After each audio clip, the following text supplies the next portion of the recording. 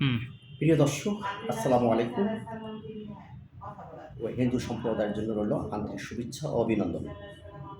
দর্শক, আমরা এই মুহূর্তে অবস্থান করছি ঢাকা জাতীয়তাবাদী বিএনপি কেন্দ্রীয় কার্যালয়, যা জিয়া স্মৃতি পাঠাগার অর্থাৎ লাইব্রেরি।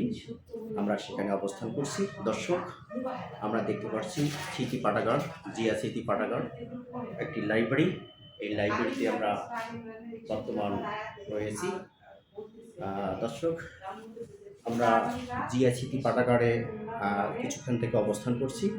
সেখানে বিভিন্ন রকমের বই রয়েছে। সেই বইগুলো পড়লে অনেকেরই অনেক ধরনের জ্ঞান অর্জন হয়।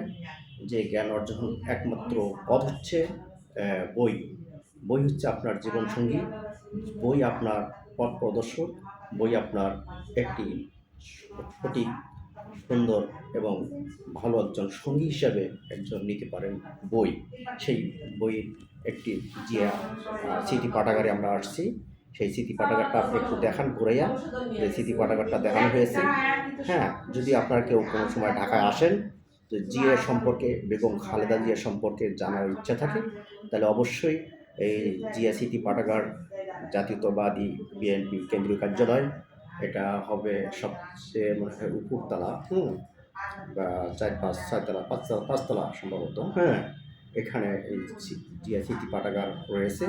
আপনারা আসবেন। আশা করি সকলে ভালো থাকবেন। অনন্যা নিউজ বিডির পক্ষ থেকে সকলকে জানাই আন্তরিক শুভেচ্ছা ও অভিনন্দন।